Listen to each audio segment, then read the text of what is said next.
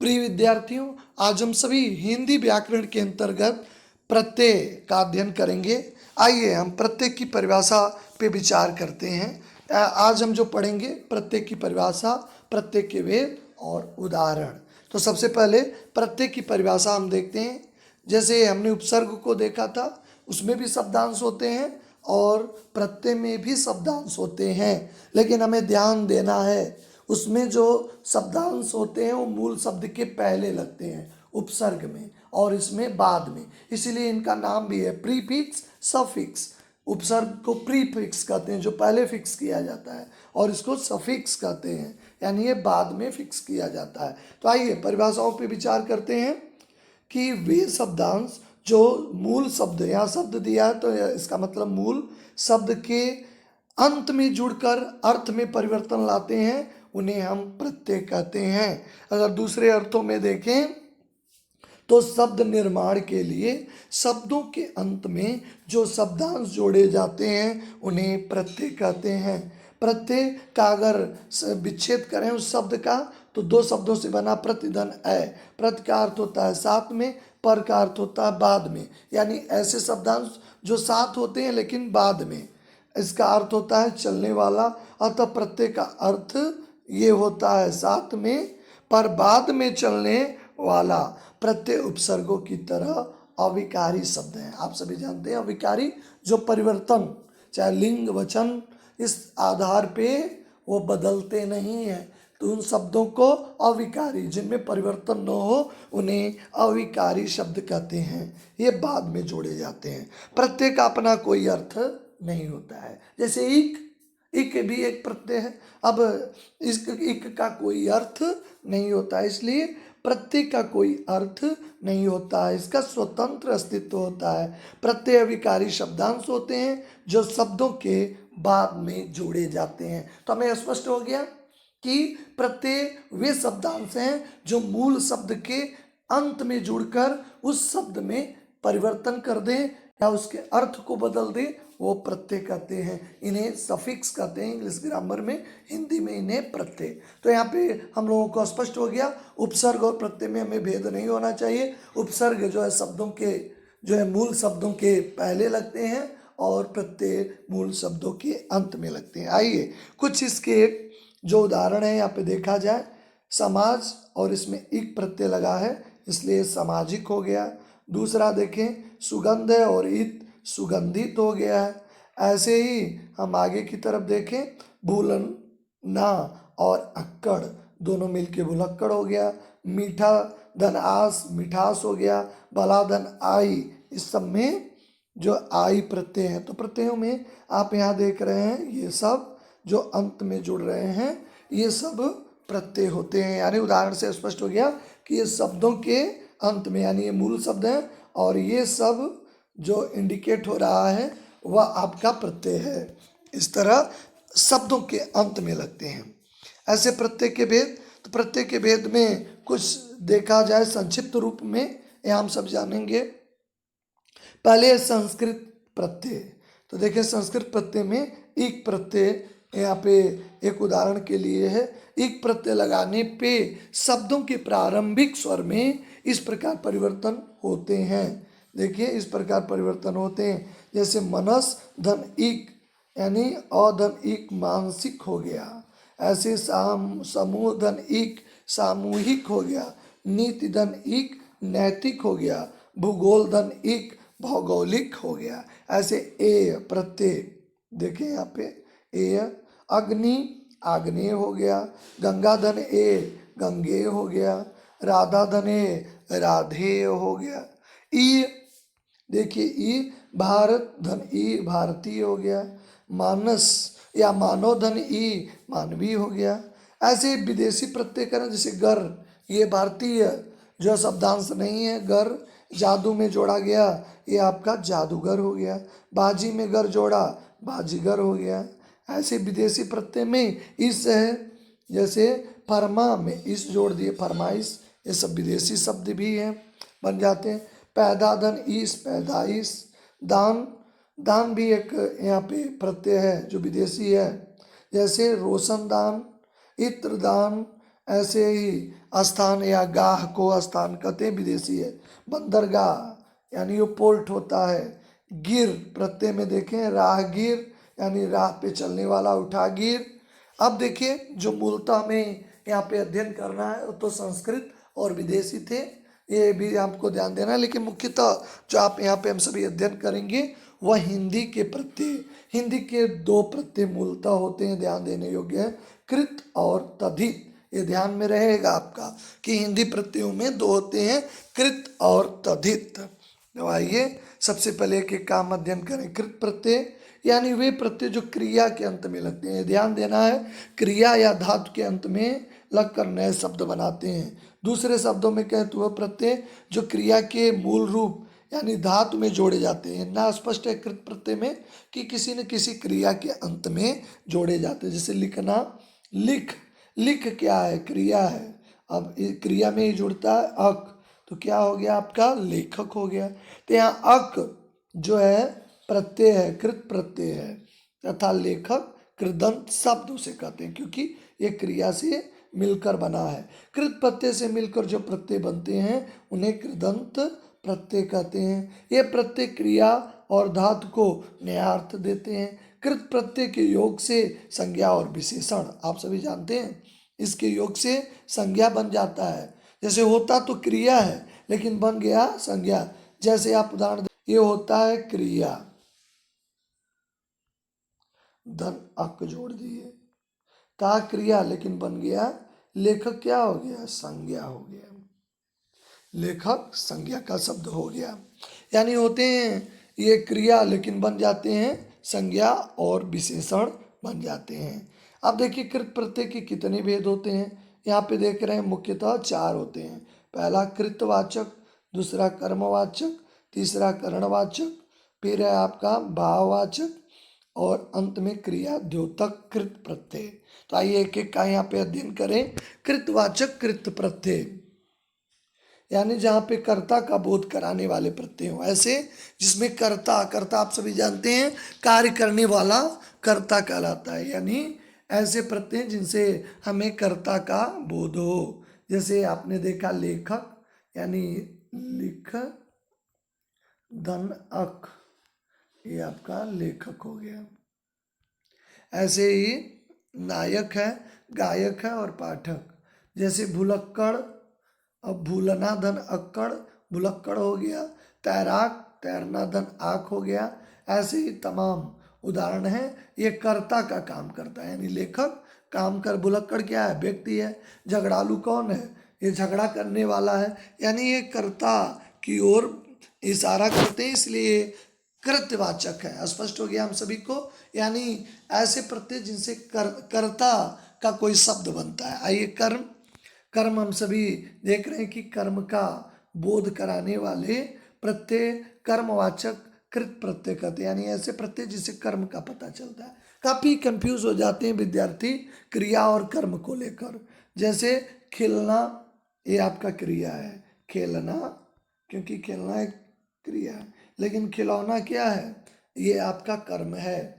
यानी कर्ता के द्वारा किए गए कार्यों का असर, जिस पे प्रभाव जिस पे पड़ता है वो कर्म होता है। जैसे बच्चा खिलौना खेलता है तो खेलने का असर किस पे पड़ रहा है? खिलौने पे पड़ता है। राम आम खाता है तो राम के आम खाने। अब इसमें पूछा जाए कर्म, कई बच्चे खाने को बता देते हैं जबकि खाना एक्शन वर्ड है, क्रिया है। यानी राम के खाने का असर किस पे पड़ रहा है? आम पे, तो आम कर्म है। ऐसे खिलौना, बिछौना, ये सब कर्म है। सूंघना, सूंघधन्ना, सूंघनीनी, ये सब जो है ये प्रत्यय हैं और इनसे जो सभी बनते हैं वो कर्म, कोई न कोई ऑब्जेक्ट बनते हैं। इसलिए कर्म की अधिकता, इसमें कर्म की प्राविकता दिखाई देती है, इसलिए ये कर्म वाचक कृत प्रत्यय हैं। आइए करण, करण का अर्थ होता है साधन। यानी ऐसे प्रत्यय जिनसे किसी साधन का शब्द जुड़ के बनाते हैं, जिससे साधन का पता चलता है। अगर इसे दूसरे शब्दों में देखें, जिस प्रत्यय की वजह से बने शब्द क्रिया के कारण का बोध होता है। यानी क्रिया इसी के कारण होती है। क्रिया घटती है तो उसका कारण कौन होता है ये पता चलता है। जैसे भटका, यानी चलते चलते भटक गया, यानी चलने के कारण भटक गया, यानी क्रिया के कारण क्या है, झाड़ू से वो सफाई कर रहा है, ऐसे धुलाई, बेलन, बेलन से रोटी बेल रहे हैं, यानी बेलने का साधन क्या है, क्रिया का साधन क्या है, बेलना। अगर रोटी बेलना है तो हाथ से बेल नहीं पाएंगे, कोई न कोई साधन की जरूरत होगी, इसलिए बेलन। यानी क्रिया के साधन का पता चले, यानी क्रिया किसके द्वारा और किस जो वस्तु के द्वारा घटित हो रही है, यहाँ स्पष्ट है हम सभी को। जैसा कि नाम है इसका भाववाचक, यानी इस पे किसी न किसी भाव का बोध होता है, किसी न किसी फीलिंग का इसमें हमें बोध होता है। जैसे लेखन, ये फीलिंग है आपका, पठन, गमन, मनन करते हैं तो दिखाई नहीं देता, ये फीलिंग है, ये भावना, क्योंकि भाव चीज़ें अब ईमानदारी को ढूंढे तो कहीं दिखाई देगा, ये फीलिंग है। ऐसे ही लेखन, भुलावा, छलावा, दिखावा, बुलावा, चढ़ावा, ये सारी चीज़ भाव की प्रधानता की ओर इंगित करते हैं। ऐसे आगे हम देख रहे हैं कृत द्योतक कृत प्रत्यय, यानी जिन प्रत्ययों के योग से क्रिया मूलक विशेषण रखने वाली क्रिया का निर्माण होता है, यानी क्रिया मूलक विशेषण, जैसे डूबता, बहता, चलता, कृत प्रत्यय। अब इसका हमने दूसरे को देखा था तद्धित प्रत्यय, आइए इस पे विचार करते हैं। चूंकि उसमें क्रिया के अंत में जुड़ते हैं, ये याद रखिएगा, जितने भी कृत प्रत्यय होते हैं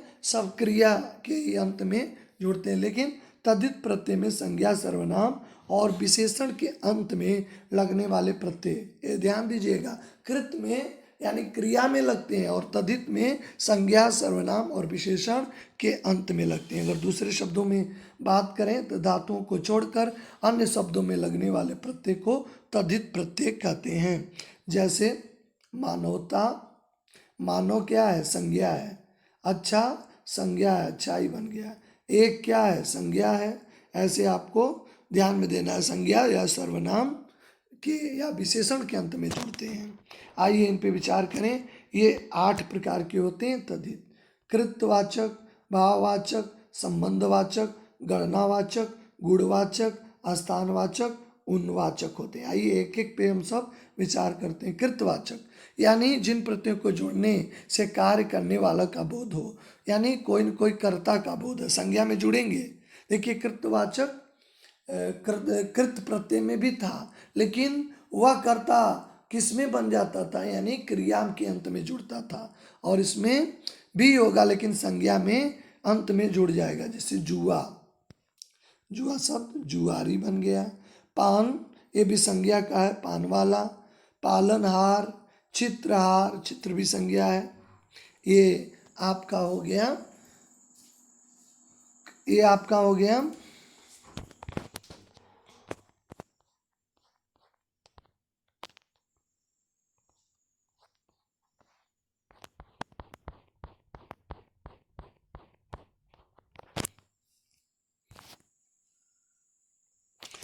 ये आपका हो गया था कृतवाचक तद्धित प्रत्यय। दूसरा देखें भाववाचक, जैसा इसका नाम ही स्पष्ट है, भाव यानी आप भाव की प्रधानता होती है। इस प्रत्यय की वजह से कहीं कहीं पे आदि स्वर की वृद्धि हो जाया करती है। जो प्रत्यय संज्ञा या विशेषण के साथ जुड़कर भाव को यानी संज्ञा या विशेषण में जुड़ते हैं लेकिन फीलिंग को प्रधानता देते हैं। जैसे बुलाव है, बुलावा, ये फीलिंग हो गया। चौड़ान, अपनायत, छुटकारा, ये सब जो है भाव को प्रधानता देते हैं, और जिसमें प्रत्यय शब्द जुड़ रहे हैं शब्दांश, ये आपका प्रत्यय हो जा रहा है। आगे संबंध यानी ऐसे प्रत्यय जिनसे संबंधों का पता चलता है, सरल शब्दों में संबंधों का बोध कराने वाले प्रत्यय को संबंध तद्धित प्रत्यय कहते हैं। संज्ञा के अंत में देखिए नाना, नाना संज्ञा शब्द है और इसमें हाल लगा दिए, ननिहाल, यानी ये आपका संबंध है। ननिहाल में क्या संबंध है, क्योंकि नाना नानी रहते हैं। ससुराल, ये भी संबंध है को दर्शाते हैं। बहंजा, चचेरा। आगे देखिए गणनावाचक तद्धित प्रत्यय, यानी जिन प्रत्ययों से गणना यानी संख्या का पता चले, यानी संख्या का बोध कराने वाले प्रत्ययों को हम कहते हैं गणनावाचक। जैसे पधन ला, यानी ला, रा, वा, यानी पहला, दूसरा, सातवां, चौथा, ये सब संख्या की ओर इंगित करते हैं, होते हैं संज्ञा या सर्वनाम या विशेषण। ऐसे देखें गुणवाचक, जिनसे किसी किसी गुण का यानी किसी न किसी गुण का पता चलता है, यानी संज्ञा शब्द गुणवाची हो जाता है। सरल शब्दों में गुण का बोध कराने वाला, गुण का ज्ञान कराने वाला। जैसे मीठ है, उसमें आ जुड़ गया, आपका क्या हो गया मीठा। ऐसे इक है, वान है, ये सब आपके प्रत्यय हैं जो किसी न किसी गुण को दर्शाते हैं। जैसे मीठा भी गुण है, ऐतिहासिक, गुणवान, यानी जिसमें गुण की प्रधानता हो और संज्ञा और सर्वनाम के अंत में जोड़े। स्थानवाचक तद्धित प्रत्यय, जिनसे स्थान का पता चले, ऐसा तद्धित ऐसा प्रत्यय जो संज्ञा सर्वनाम या विशेषण के अंत में हो लेकिन स्थान को इंगित करते हैं। जैसे जर्मन, एक ई जोड़ दिया, जर्मनी एक स्थान हो गया। चाय वाला एक स्थान। जयपुरिया, जयपुरिया भी जयपुर से बिलोंग है। कलतिया, कलतिया, कलकतिया है। कलक धनतिया, कलकतिया मतलब कलकत्ता से जुड़ा है। देखिए उनवाचक तद्धित प्रत्यय, उनवाचक में क्या होता है, ध्यान देने बात है, लघुता, प्रियता, हीनता, यानी किसी छोटे होने का पता चले, प्रिय होने का पता चले या हीन होने का पता चले। जैसे देखें ढोलक, ये आपको खटिया, बचाव, ठकुरा, ये ठकुरा कह दिए, ठकुर था ठकुरा कह दिए, बचवा कह दिए, बच्चा था बचवा हो गया। खाट था खटिया, खटिया छोटा होता है, खाट बड़ा होता है। ऐसे ढोल था, ढोलक छोटा हो जाता है। तो इस तरह इसके आकार में परिवर्तन हो रहा है, तो ये उनवाचक है, छोटा या बड़ा आकार दिखा रहा है। सादृश्य यानी एक समानता, एक जैसा दूसरा दिखे, उसे समानता वाचक तद्धित प्रत्यय कहते हैं। देखिए कौन सा समानता, जैसे सुनहरा, सुनहरा क्या होता है, सोने जैसा होता है पर सोना नहीं होता है। पीला सा, पीला होता है लेकिन पीला सा मतलब पीले जैसा है लेकिन एक्चुअल पीला नहीं है। तो इस प्रकार हमने प्रत्यय देखा, दो प्रकार के मुख्यतः। कृत, याद रखिएगा, कृत प्रत्यय क्रिया के अंत में हमेशा जुड़ता है, क्रिया शब्दों के, और तद्धित संज्ञा सर्वनाम और विशेषण के अंत में ही जुड़ता है। इस बात को ध्यान में रखना है। इस तरह हमने प्रत्यय और उपसर्ग का भी अध्ययन कर लिया। अब इस पे हम सभी अभ्यास कार्यों का भी एक वीडियो आपके सामने, नेक्स्ट वीडियो में हम अभ्यास पे चर्चा करेंगे। आप सभी का धन्यवाद। हिंदी उत्कर्ष चैनल को आप लाइक और सब्सक्राइब करें ताकि आपको नए वीडियो का अपडेट मिलता रहे और आप अपने ज्ञान का अर्जन करते रहें।